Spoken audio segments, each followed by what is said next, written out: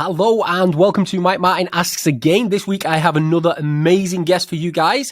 Won't tell you who she is yet, but it's the second female that's ever been on my show, and one of her ex-business partners was actually the first. She's got 20 years experience in the internet marketing, digital marketing, course creation and coaching game. Now, if anybody's done any of those industries, if anybody's done coaching before for a start, you know just how difficult it is and how confident you have to be to do it. But internet marketing, digital marketing world, it is fast changing. So people are in and out in 6 months is a long career. 18 months is like you should be retiring. 20 years is sadist. So, but people really rave about this girl and her stage presence and her speeches. She's really good. I don't think we've ever met in person. This is about as close as we've got to meeting in person. And she does a lot of course creation. Now, I was on her site earlier today, and we'll talk about that today. And all this stuff's really up to date. I hate it when somebody says, I'm a course creator.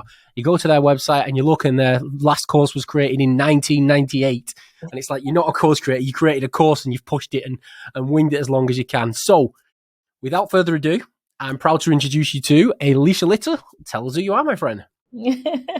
Thank you. I'm so excited to be here, Mike. Thank you. It's like, what an honor to be here. You've just been such a leader in this industry. And when you invited me, I was like, yes, let's do it. So thank you.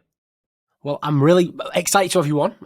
And I mean, tell us about yourself. Give us your backstory before we start talking about business and the things that are keeping us going now. Let us know, where did you come from? How did you start? Yeah, so I started 23 years ago. Isn't that crazy? I started 23 years ago. I was actually working, and I met a guy online who, as we started dating, he told me that he wanted to build this internet business and sell his course online. And I was really interested in it. I was pursuing environmental policy as a career. So I wanted to work in government. I was working in government at the time. And then I just got my eyes opened on this whole internet world. I ended up going to work on my PhD, and he actually came with me, and we continued to build this internet business. I dropped out of the PhD program, needless to say, because I was making my professor's salary, like their yearly salary in a month. And I was like, you know what? I'm not going to be a professor anymore, which is what I was going for. Either be a professor or work in government. And so that's how I got started. About 10 years after I got started, I ended up divorcing that guy. I married him, divorced him. And then me and my sister she was working with me in the business, continued in the business together. And now that's been 13 years, and we've been working together, traveling the world, having a lot of fun, and teaching others really how to leverage the internet to create financial freedom and using the skills that they have. And now I'm obsessed, Mike, like completely obsessed with AI. I eat, sleep, live, breathe, everything AI. I got a new puppy. I almost named him Chatty, but my fiance wouldn't let me after ChatGPT. But yeah, so I've been really excited about that. And my sister and I, we have businesses on the island of Jamaica because my dad is from Jamaica and we lived in Jamaica for a while.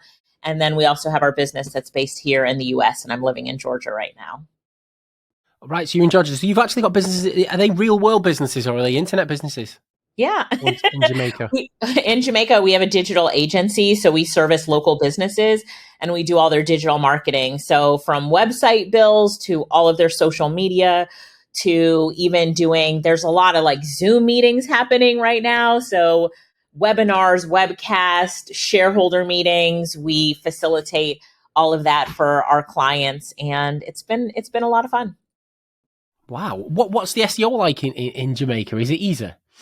It is so easy, right? Don't tell anybody, but it is so easy. SEO and the social media marketing.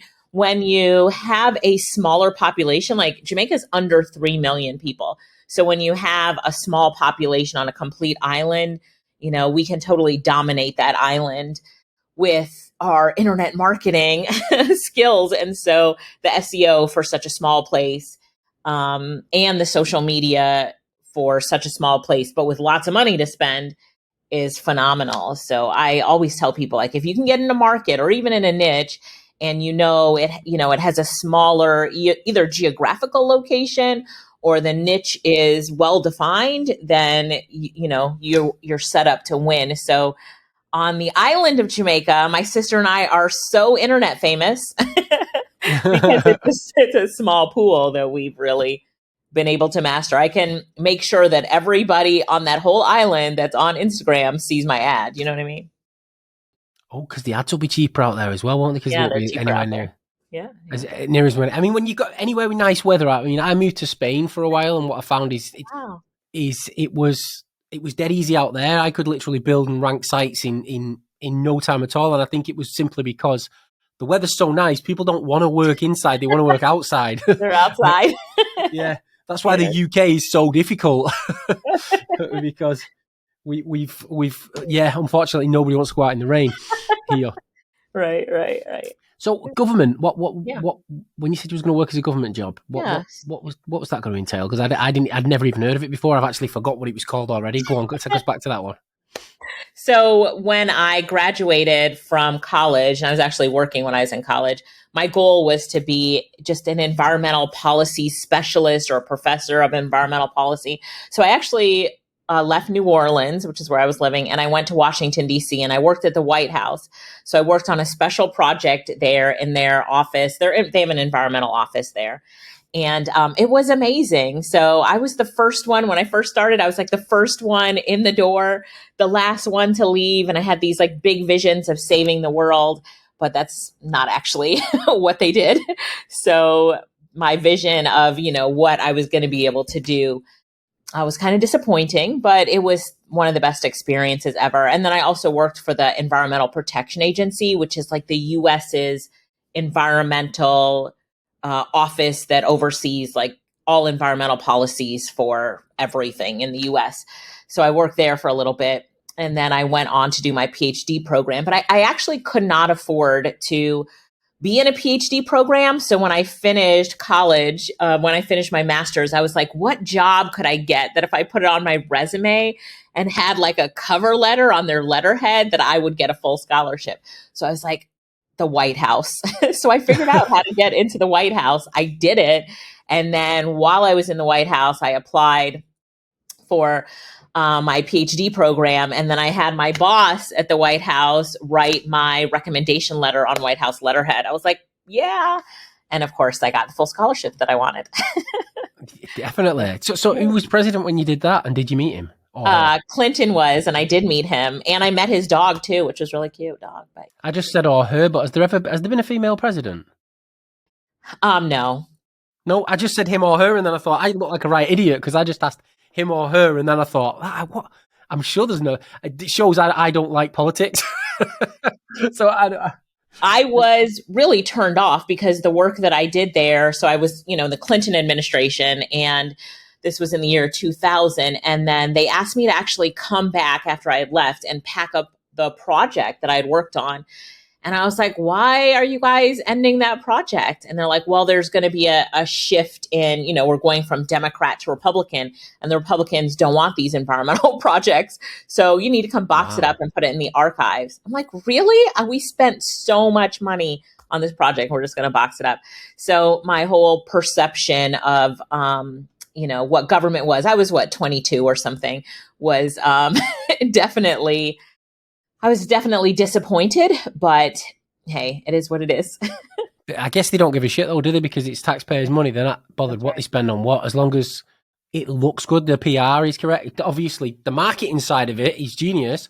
Right. If you've got a bit of money to spend. Yeah. I mean, the people that are working there, they care about it. They love what they do, and they're definitely helping people in the environment. But for me to think about the fact that when it shifts from Democrat to Republican, that a great project just gets boxed up just because it has the word environment on it was definitely disappointing. I didn't understand at that time. So when I got into the internet world and really started, building my own business and helping people in my own way, I wasn't saving trees anymore, really, but I was, not doing environmental policy, but I really enjoyed still doing something and working with people and that sort of stuff. So I was like, okay, so I'm still an environmentalist at heart, but not a practicing career-wise environmentalist. when you first got into the internet world, what was it you wanted then? What did you want? Was it just money, or was there another point to it? Yeah. So the guy I was dating at the time, he really wanted to get his knowledge out to the world and build a newsletter. And so when I first started learning about it, I was like, this is back in the year 2000. I was like, this is really interesting. We set up this really ugly website, and, I was posting on different forums, right? There was no Facebook groups at the time. So I was posting on different forums, and people were responding really well. Our email list grew really quickly. So to me, it was like this whole new world that I hadn't explored, that you could start a business. And the thing that we started first was building a list, which I will always say, that the money is in the list. If you're starting an internet business, start with building a list, even if you have nothing to sell. Like, we had nothing to sell. So it was a daily newsletter with tips that we sent out. And people, if they didn't get their daily newsletter, they would write in and ask where today's newsletter was. So, my eyes were really open, and people would tell other people, and they would join the list. And by really building that list, when we were ready to launch and we launched our product, I thought we would sell like 50. The course was $297. I thought we would sell like 50 in the first month, but we sold 299. We were like one short of 300 in the first 24 hours.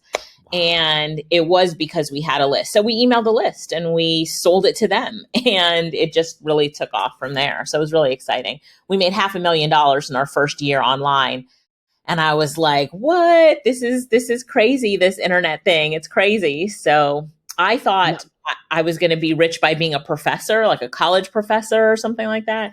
And then a few years later, I asked my professor, like, hey, you're head of the department. You published a dozen books. How much money do you make? And when he told me, I was like, is that a year? You make that much in a year? And he was like, yeah, that's my yearly salary. And I'm thinking to myself, what? We just made that last month. And that is not good. So I called my dad, who told me when I was little growing up, professors were rich. And I was like, Dad, professors are not rich. They are not rich. And that was it for me in the PhD program. They do better than most, but they don't do well. They still got a mortgage. They've still got bills. They still haven't got the cars paid off. They still probably have to save up for holidays. Whereas, unfortunately, you work on holiday. In the US, they still don't get paid very well. Not what you would think. Yeah. I'm assuming it's about 100 grand a year now, which in the US is almost nothing in comparison to what you can do doing what we do.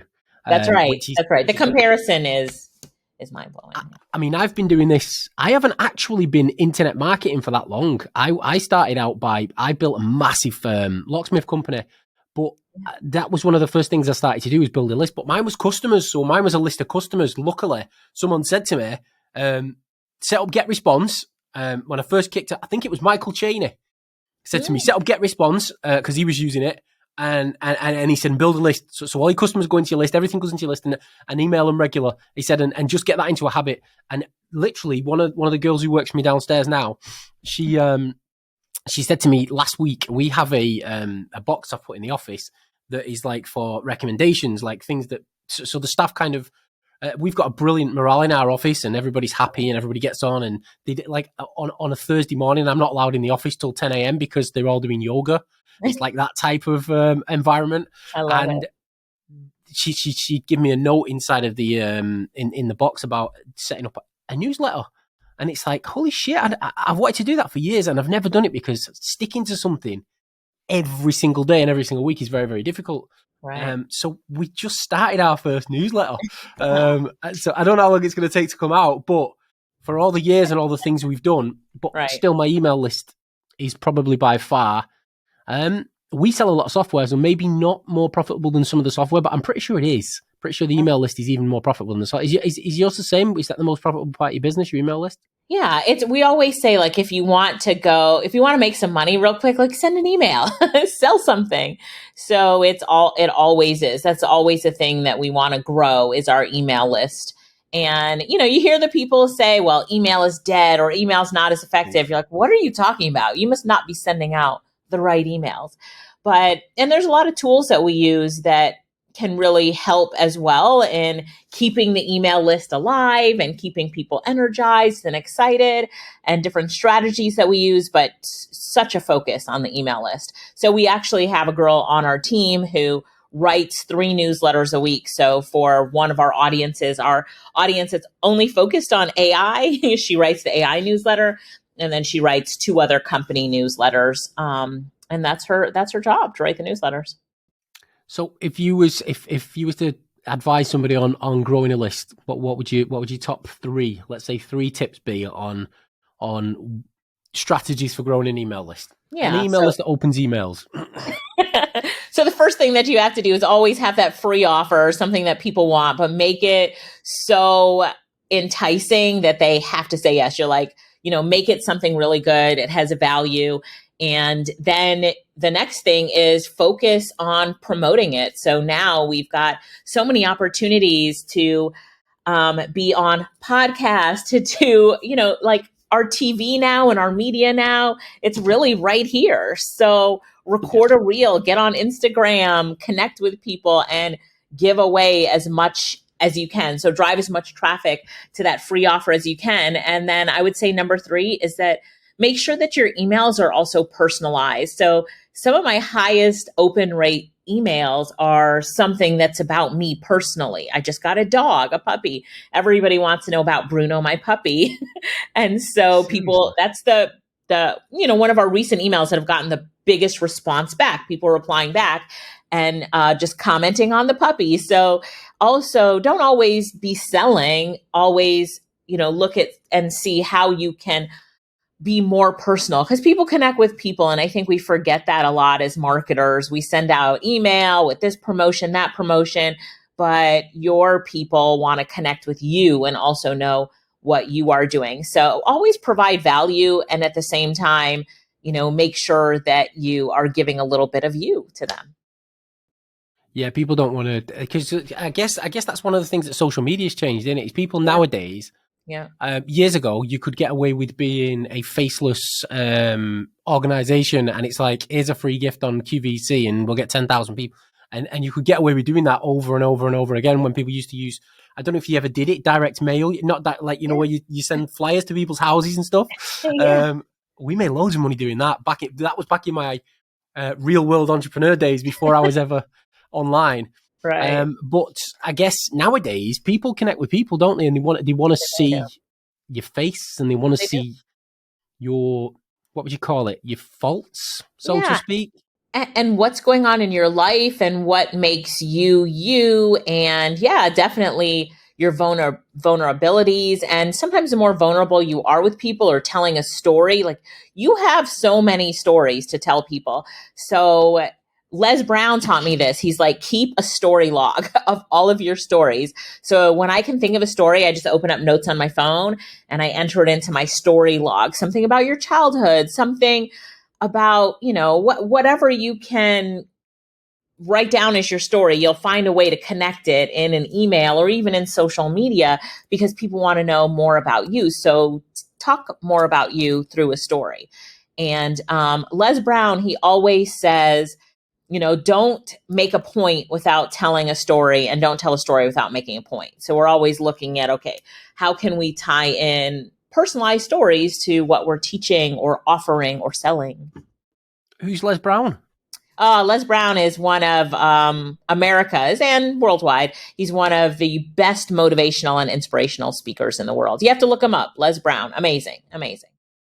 I'm just putting him in right now, because I'm into all that stuff, me. I mean, at the minute, I'm doing a lot about Stoics and stuff like that, and going through, looking at history. I'm writing another book, but I'm writing a book that's a little bit more out there compared to my other ones.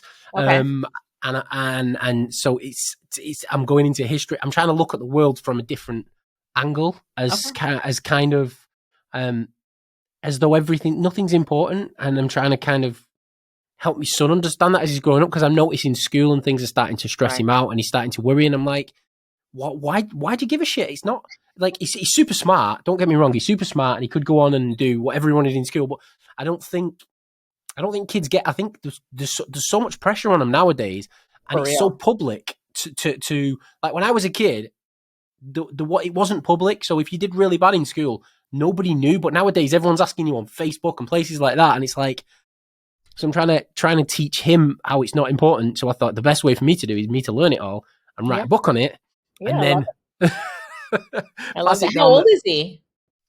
He is, I should know this, shouldn't I? He's 11. He'll be 12 in September. Okay. So he's my eldest, but he's so much smarter than I ever was. I never went to school, so I guess you need. So let's get back onto. Let's take you back a little bit again before we start looking at what you're doing now and what's working in current environment. Any big failures or any walls where you've hit and you've thought to yourself, "Oh fuck! I wish I wasn't doing this. I wish I'd have gone, and I wish I'd done that PhD." Is there any situations that's happened in life like that where my viewers can learn from it? I mean, like so many. Where do we start? The thing about being an entrepreneur is that it's like this, like boom, oh wow, boom. You know what I mean? It's really crazy.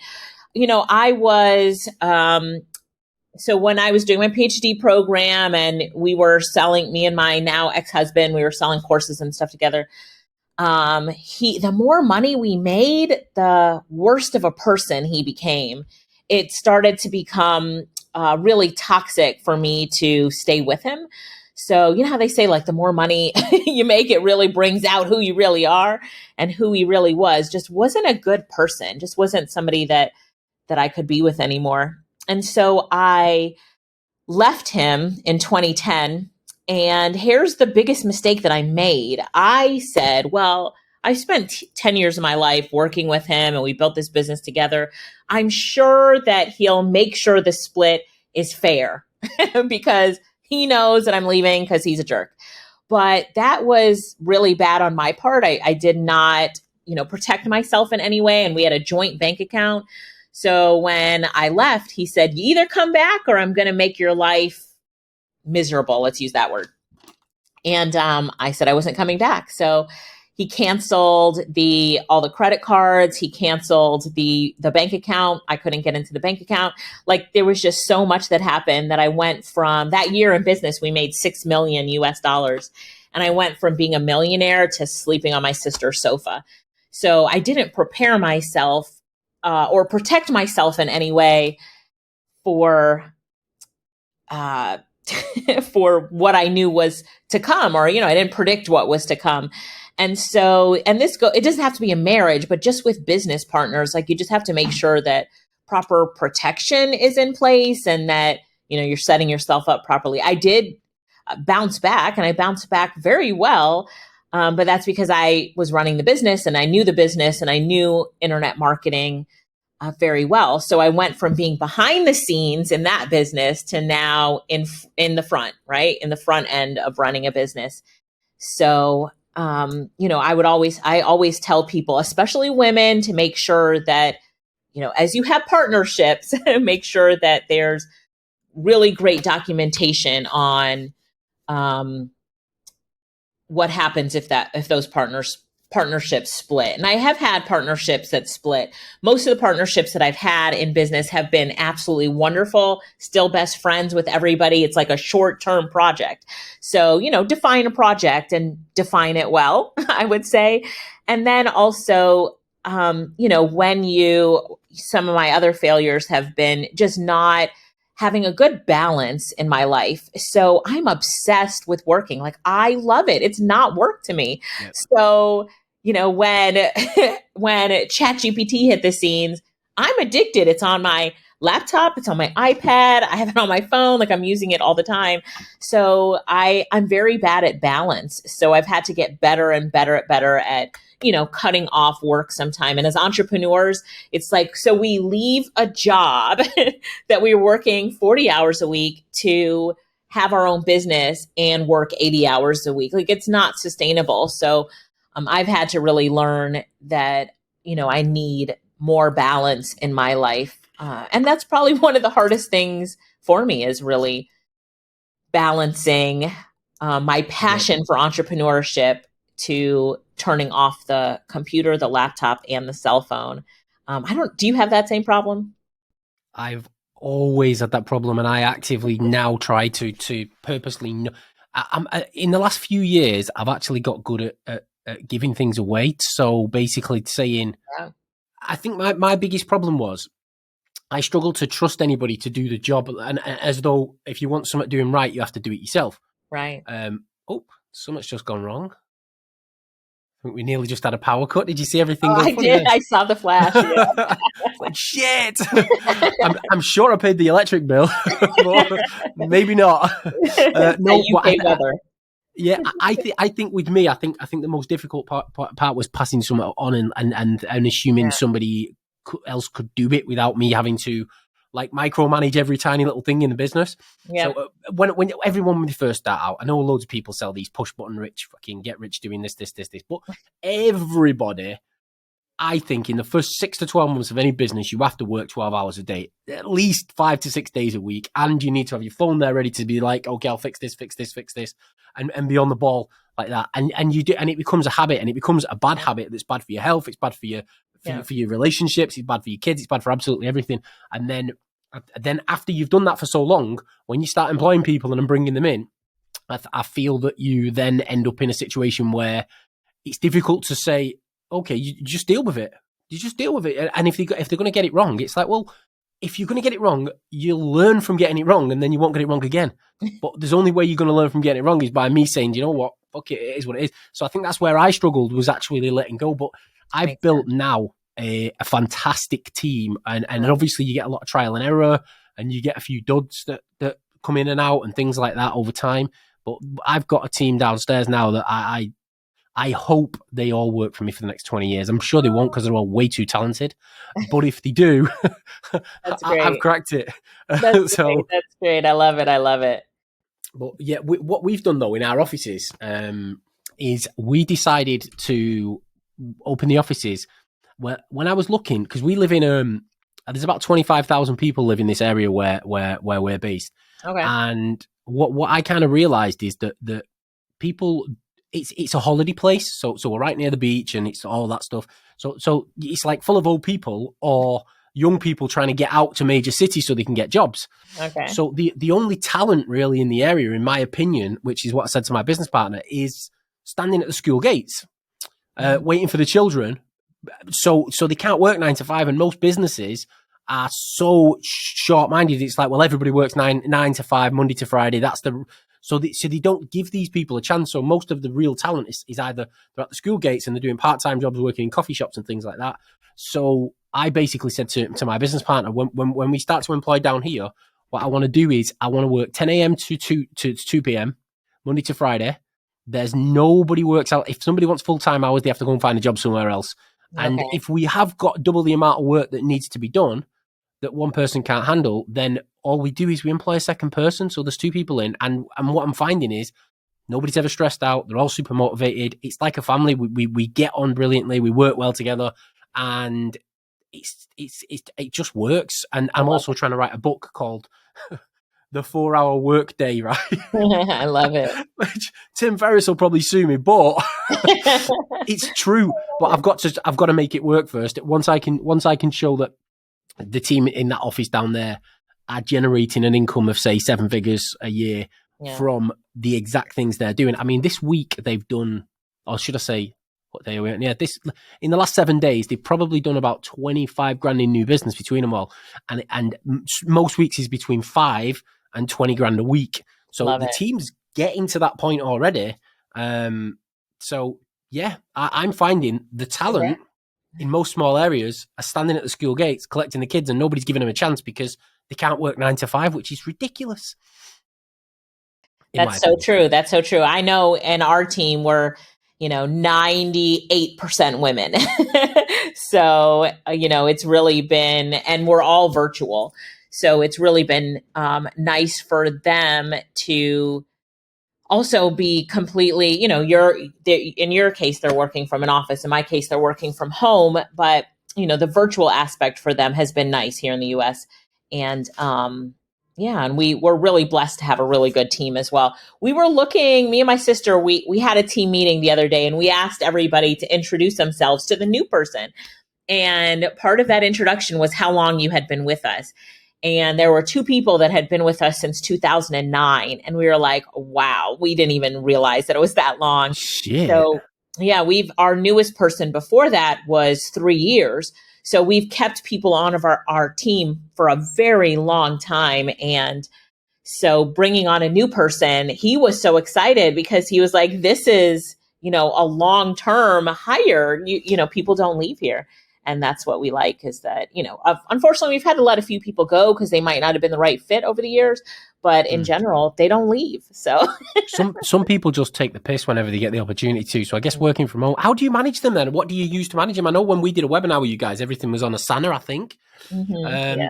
But is that how you manage them?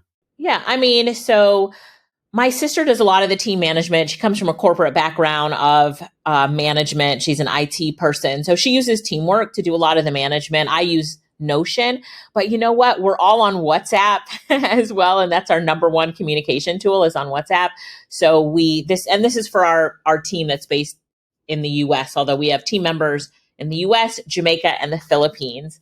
But what's probably the most important is our break off team meeting. So like our social video marketing team, they have their daily meetings, and then we've got a weekly all team meeting.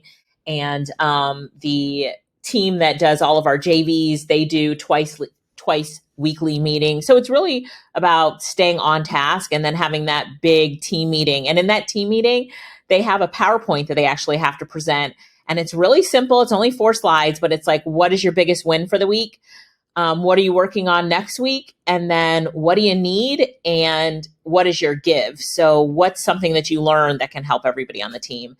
So they're really focused on, they know that they've got to have big wins.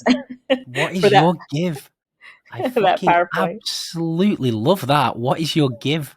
That's smart. So they think about it. I learn a lot on that give because it's usually a tool, like some tool that they use to make the process that they're doing more efficient. And so that's when I love that part because I get to learn about different tools or strategies, or, they'll talk about different things that they're doing that's made their work better. I'll just before we move on, Lauren, when you're editing this video, please show Georgia that bit and let's steal it because that's brilliant. George is the manager down there, so I love that idea you've just come up with. That's absolutely awesome. And yeah, especially that they give bit. That's like, what have you discovered this week that can help the team? So before we move on to what you're doing now and what's getting your rocks off now, let's say if you was, because this is the real valuable stuff for my guys. If you was going after something brand new, completely brand new, how do you set your plan up? So let's say you're going to be looking at a new project, any project, you pick a project, and you're going to say to yourself, right, how do you plan it out for because you've been doing this longer than most people have been working, or most people that's going to be listening in our industry. 20 years is it's like ancient. It's since the internet was about, isn't it? Really. But what I'm thinking is if most people fail 9 times out of 10 at the beginning, obviously you probably now succeed 9 times out of 10. So how would you plan that project, your project? Yeah. What do you do? What questions do you ask yourself? I always look at the end result and I set goals. So everything has a goal or an end result. And sometimes the goal or the end result is laughable and sometimes it's very serious. So laughable is an example. I was like, you know what? We've been using ClickFunnels, the funnel creation tool, for a very long time, but we've never focused on getting a 2 Comma Club award. So, got the whole team together. I'm like, we need to pick a funnel that we're going to, in ClickFunnels that we're going to pay attention to so that we can get a 2 Comma Club award before the next, ClickFunnels event. So we all picked a funnel. And so we worked from the end result backwards. What do we need to do to make $1 million in this funnel by this date? This is what we need to do. Okay. And so what is this funnel about? And then what are we going to do to make, breaking it down? Okay, this is how much we need to make a month. This is how much we need to make a week. If we're going to make this much a week and the course costs $9.97, how many sales do we need to make a day? Okay, 3 sales a day is what we need. So how are we going to make those 3 sales a day? JV partners, we're going to drive cold traffic. And then we're going to run ads and then we're going to use warm traffic. We're going to have an affiliate program. So we just throw everything at the wall, write it all down, and then create a marketing plan from that and break it down, week by week. What are we doing to drive the traffic? What are we doing to get the 3 sales a day? And then looking at what's working and then always being fluid. So one thing that we did for this funnel as an example is we noticed that people would come on, they'd be so interested in the $9.97 program. It was converting really well. But then there were some people who would comment, like, I need to take this up later, or when I get paid, or is this going to be available on Friday? So we moved from doing that event on GoToWebinar to moving it over to Zoom. And on the end of the Zoom, I would say there's a breakout room, and we had 2 to 3 breakout rooms set up for people who need to talk to someone on my team about financial arrangements. Maybe you need to do it later. Maybe you want to pay next week or after payday. Go talk to someone so that you can save your seat, lock in the price, whatever. And so I had one girl on the Zoom who used to, take people would say help in the comments, and she would filter them. She filters them into the breakout rooms, and then they meet with one of our team members.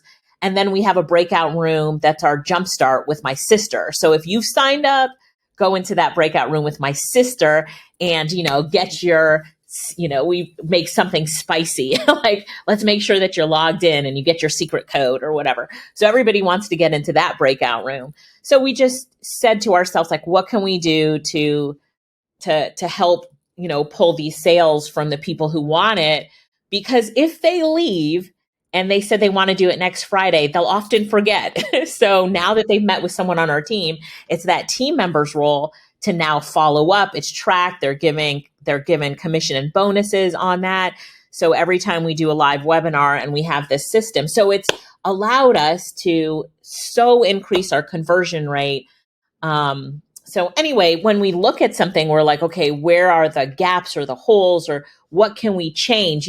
Even though it was working the way that it was doing, like we had, seriously high conversion rates, where is there still a gap that we can get it working better? So we all came together as a team, outlined all of this. One of our team members said, I'll manage the Zoom room. So now she does that and puts everybody in the breakout rooms. 2 other team members said, hey, I'll be that person that they talk to if they want financial arrangements. And it just worked out really well. So we're always like looking at the end goal, working backwards, and then adjusting along the way. And I think the adjustments are the most important part, because when you find those gaps and you can win with them, you're like, yes, this is working. And then people also feel like you care. So you care enough to have a breakout room with just me and one person on your team to talk about my financials and, what I can do to get into the program, and you're going to save a spot for me. So, you also build those super fans by doing it that way. And we do this in, most of the projects that we're doing. Okay, we want to launch a course. We have a course to launch by next week, Friday. What's the end result of the course? What are the pieces that need to be done for the course? Who has to record those pieces? And go. And then, we make sure that we fill in, my sister always sets up a spreadsheet. I'm responsible for this. She's responsible for this. 2 of the girls on my team are responsible for this. And you just want to get it done before the deadline. And so it's just also about mapping things out properly. And now, Mike, what I love to do is go to ChatGPT and tell ChatGPT to map it out for me. And the results are like, it just saves me days. I'm like, it would take me days to make this marketing plan that you just did, ChatGPT, in under 90 seconds. I'm not mad at you, but I'm so excited. So I just use ChatGPT all the time to map out my marketing plans for whatever we're doing. It could be for the course creation. It could be for whatever it is. It maps out the marketing plans, and then I tell it to go deeper. Okay, so this is the timeline, ChatGPT, that you're giving me. Map it out week by week. And it'll say, week 1, set up your social media accounts. Week 2, and it'll map it out. And then it'll say, create social media content, your pre-launch social media content. And then I go back to ChatGPT, Mike, and I'm like, no, you create the content, ChatGPT. And then ChatGPT will create all the content. And we're like, boom, boom. So we do a working session on Zoom with ChatGPT and we get everything done in a really, quick amount of time instead of it taking me days or a week to do. Now in a 1 to 2 hour, team session with ChatGPT, we can market out a whole plan and strategy and tackle it with the help of this amazing AI tool.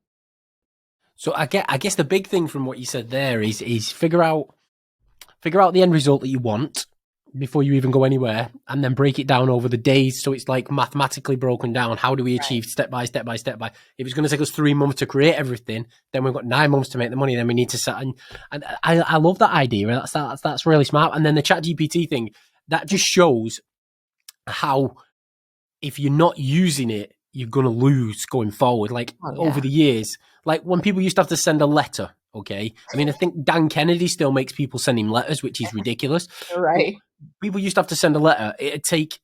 Sometimes it'd take 2 or 3 days to get there. A lot of the time it would never get there. You'd have to redo it.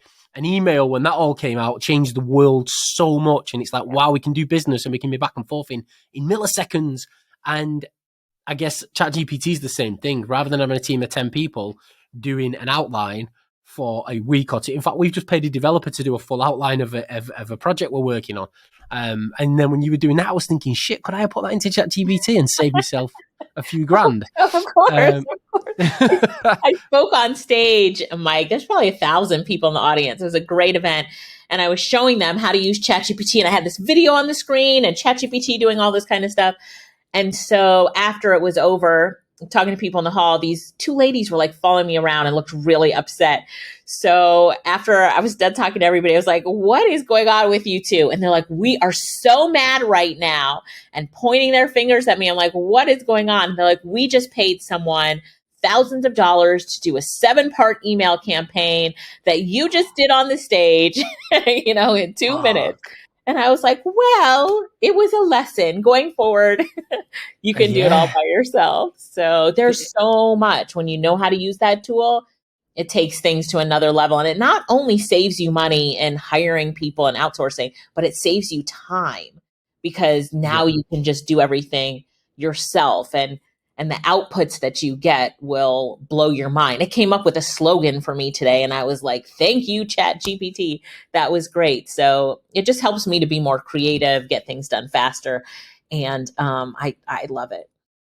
Yeah, we're doing a lot with it. We've integrated it into one of our software so far. It's going to be integrated into most of what we do. We've got a new software coming out that it's been integrated in. Dave Cass has done a really good one because what you just said then about the 7-day email sequence, he's got... he's doing stuff for local businesses, and he's created you put in a keyword. Yeah. So like Plumber Manchester, for example, for local businesses, and it will set up a 7-day follow-on sequence for the emails to actually get them into your business so that you can literally then just click a button, move them over to your autoresponder and click go. And then all you need to do is add their emails into your system, and your system will do the selling for you. Which is, the stuff you can do nowadays is ridiculous. Stuff that you can do, yeah. Before, no, let's just jump into now. What you're doing now? Then, where I've had a look on your website and looked at some of your stuff, and I think it's absolutely awesome. Your stuff's very, very, very, very up to date, like all of it, which is so unusual. So, what are you doing right now? What's working for you? So, I am in the AI space really passionately. Let's put it that way. So, I had a course because I have an agency, right? So I have a course on how other people can start their own agency, and I've totally redid it. So where it had a name before, now it's Agency AI, right? Everything has AI incorporated into it because I really believe that when you leverage these AI tools, you can get more done faster, better, than you ever thought before. So I'm teaching people here, this is how you start and run an agency, incorporating AI into every aspect. Because my social media managers, they're not doing campaigns by hand anymore. They're not going to copywriters to write the copy. They're doing it all with ChatGPT and now images with Midjourney. So that's where my focus is. So I'm helping, whether it's agency owners that are helping local businesses, authors, speakers, us internet marketers, like course creation. I did a training yesterday on course creation with AI. It'll blow your mind what's out there and what's possible and what you can get done so fast. I'm not going to tell you how long it used to take me to create a course and how long it takes me now because it's just unbelievably phenomenal, right? So how much time it can slash. So my focus has really shifted to, I used to teach a lot of freelancing and agency. Like those were my two big niches. So how to be a freelancer and how to start and expand your digital agency. But now I've incorporated into everything that I'm doing AI, and I love it. I love it so much. And courses? You've got, what courses do you have at the minute then? Yeah. So I have one that's an agency AI course. It teaches people, that are agency owners or want to be agency owners, how to start, run, and do their agency tasks with AI. Then I have another one for freelancers, which is freelancing AI course. And then my main thing that I love doing, I have something called the AI Experts Club, and that's my membership. So it's a membership where people can come in, and the whole purpose of it is that people don't have to keep up with the latest and greatest in AI. So we do that for them. My team does. So every 2 weeks, we drop a new AI tool that we've tested that's phenomenal. Usually it's like a Google Chrome extension. And then we do once a week, we do a big training. So our big trainings are like how to create a course with ChatGPT or how to write a book with ChatGPT. Last month, we did Midjourney, right? How to use Midjourney to create amazing digital art. And I just dropped a course on AI cloning. So I clone my voice and I teach people how to, now I can create complete courses and content.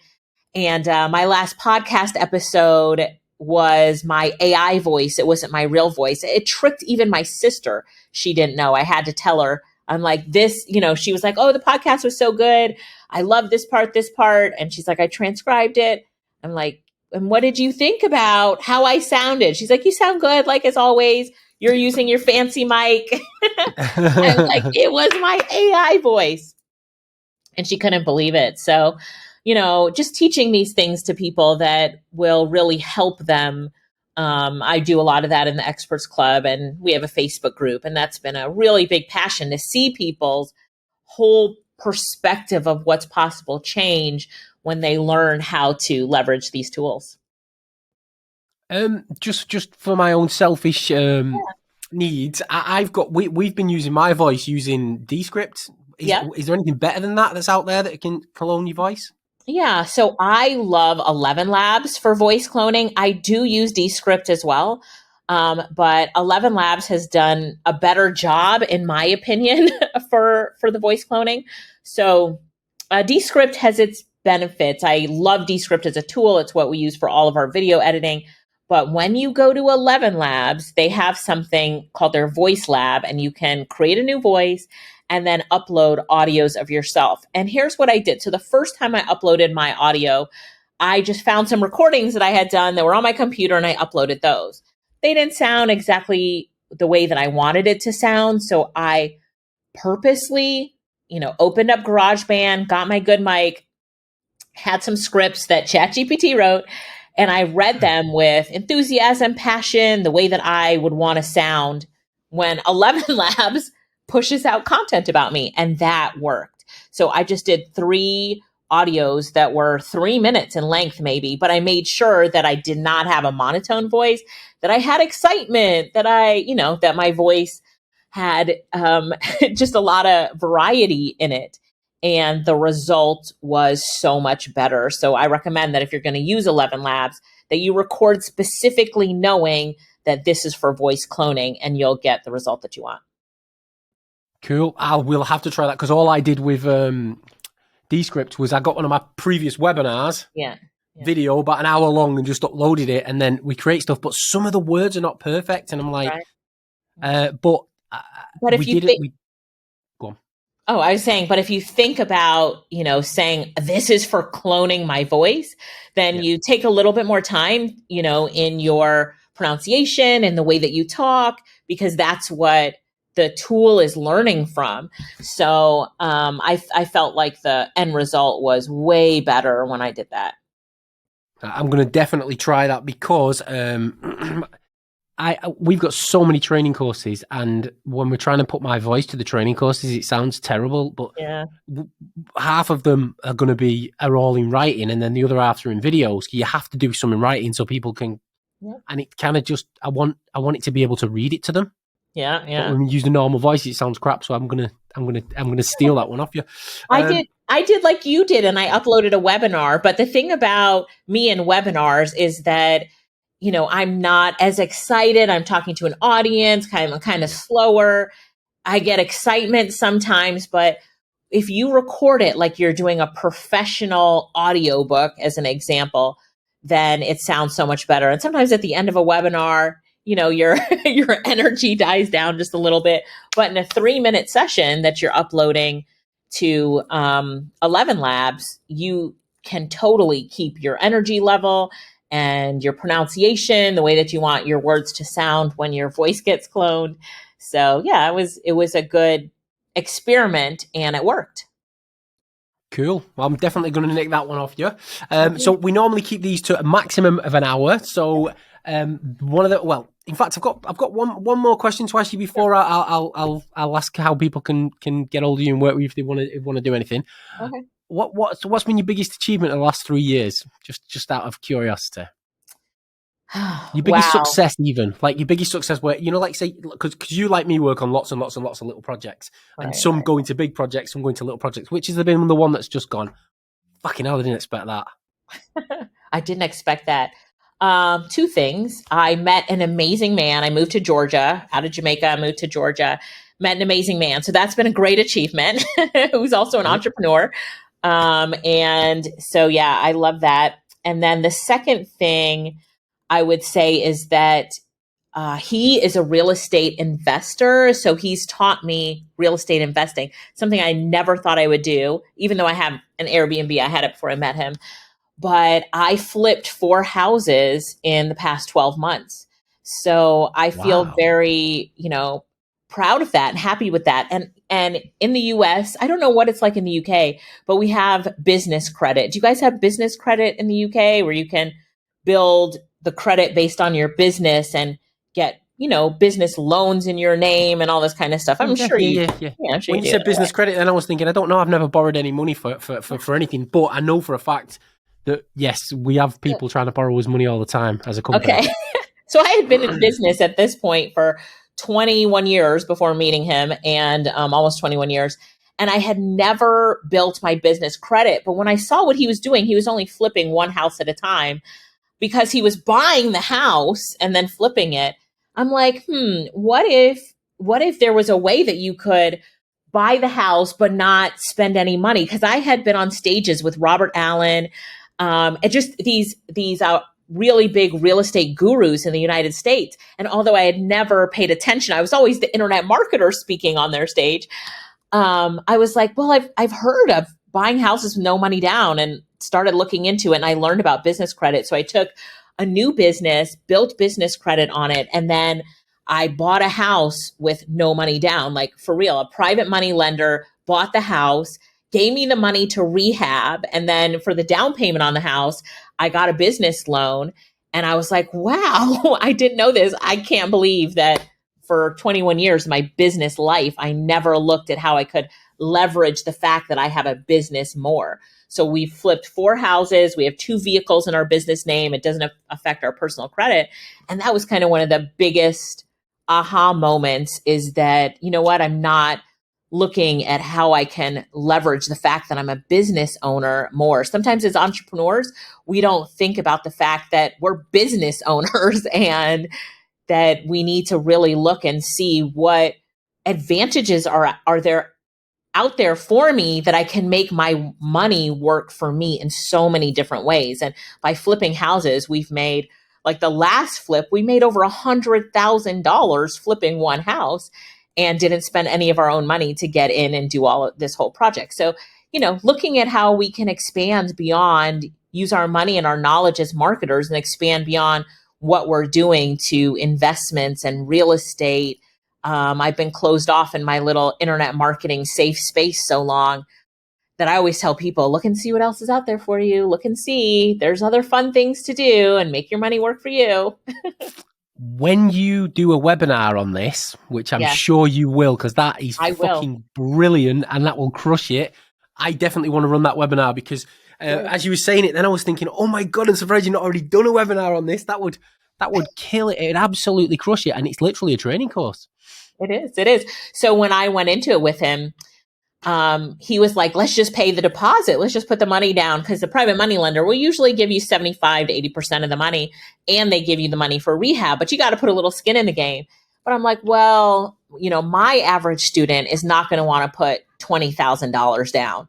So we have to figure out how to put zero money down because then it becomes a good course. And he's laughing. He's like, everything to you is a course, is a training. I'm like, absolutely. Everything is a course and it's a training. So of course, now I'm working on it, but it's always thinking how, what, for everybody that's listening to this, like we all are doing things that other people think and know is valuable in their life. So even, Mike, I've created small courses for local businesses. It's really big in that niche. And I created a course on just how to set up a Facebook event for local business to drive traffic into the local business. And that course sold over $100,000 on launch. It was one small thing. It wasn't about setting up a Facebook page. It was nothing. Social media marketing, no ads. It's just Facebook events. Like, if you know how to do one thing, you might think it's small and little, but it's one thing that can get results or help somebody else. Sell it, create a course about it. And the people that took that course, a lot of them are still creating Facebook events for local businesses. And that was maybe 4 years ago to this day. And I always get people that say how much it helped, how much they're doing this. And it was just one tiny, you think about it in the whole Facebook marketing world, it's like one tiny little thing. But it works. So I always tell people, figure out how to do something, create a course around it, make that money. Yeah, anything you can create. You can create a course on it because there's somebody out there. Everybody wants to learn something. There's a woman that's done a course on cooking, and she does a video, a new video every month or week or whatever it is. I've not bought into it, but apparently she's doing about $2.5 million a year. Come on, like, just coming up with a new recipe once a week because most people are like, I'm at work all week. I want to come home on a Friday and have a recipe there that we can just cook. Me and my missus can cook and enjoy it and not know what we're going to have until we get back. And it's like genius, absolute genius. And I'm assuming she sends out the food boxes as well now, which would be a great upsell to your course, wouldn't it? Absolutely. But people who don't, I look forward to seeing. They definitely look forward to seeing a webinar for that for that flipping houses because I learned to make money in property from a guy called John Childers. Of course, I know John. Yes. You know who John is? Of course. You've been around doing online things, stuff like me for a while. So like me, but a lot of people don't know who John Childers is. But he was the one when, like, I think he explains it that if you've got $100,000 to spend on property, then don't go and buy a property for $100,000, and then when it increases by 10%, sell it and make $10,000. He says, put $10,000 down on 10 properties. Yeah. Then get a $90,000 mortgage on 10 properties. You've got $1 million worth of property that you're then playing around with. And then as each one increases by 10%, you've doubled your money. And it's like, oh shit, yeah. But and he also explains it that poor people are scared of debt. And rich people know how to use debt to make more money. So they use other people's money to make money, which is, I guess that's how the world goes around. Money's not real, is it? That's right. And when you think about it, you're like, that's what he's talking about is leverage. Like that's total leverage. And I love it. Somebody was coming to me and they were so excited because they had saved $13,000 so far for their child at maybe 8 or 9 years old. And they were excited because, with the predictions, it'll probably be at $30,000 when their child is 18. I'm like, let me tell you how to turn that into $500,000 by the time your kid is 21. You need to take that money, put it in real estate, get a house, make it into an Airbnb. We're talking about business credit, so that Airbnb pays the mortgage and gives you some profits every month. And now, when this kid 15 years from now, the value of that house will be at a place where when they sell it, I think it was 17 years. Cause in 17 years, you can pay off a house. So here in the US, we've got this 30-year mortgage. You can pay it off in 17. And I'm like, with an Airbnb, you can totally pay it off. And then the child sells that house whenever they want to, and they've got $500,000 instead of $30,000. Like $30,000 is pretty lame. So let's go for the $500,000 plan. And they were like, I'm in, looking for a property now. So there's so much you can do with property. Huh? Doesn't even make a difference now. Never mind in another 20 years' time, 30 grand is going to be like, people will be on that every single month as standard because money's becoming worthless, isn't it? It's so true. So true. So you have to look how to leverage it. Any of my guys want to reach out, want to contact you, want to work with you, are interested in learning anything to do with AI, to do with property, house flipping, whatever, any of the courses, how do they find you? How do they get in touch with you? Where do they reach out? Sure. So my main website is alicialyttle.com, and that is ALICIA Lyttle, LYTTLE, Lyttle with a Y. So alicialyttle.com, and I've got a contact me button, and you can also find my courses on that website. And also my main course right now that I love is AI Experts Club, which is just how it sounds, AIExpertsClub.com. And you can learn more about AI there. It's super affordable and a lot of fun. So I hope that you guys do reach out if you have any questions. I'm always open to that. And I'm all over social media with just my name. You can find me on Instagram, Facebook, and reach out that way too if that's better for you. Cool. And if anybody wants to just scroll below the video, I'll make sure that my team put the links down there for you, which is alicialyttle.com and AIExpertsClub.com. I think I got them both right. Yeah. And Alicia, I just want to say thank you very, very much for coming on and sharing your knowledge with us today. It's been a pleasure talking to you. It's been absolutely awesome. And guys, I will see you all next week. Thank you very much. Cheers. Bye-bye. Bye.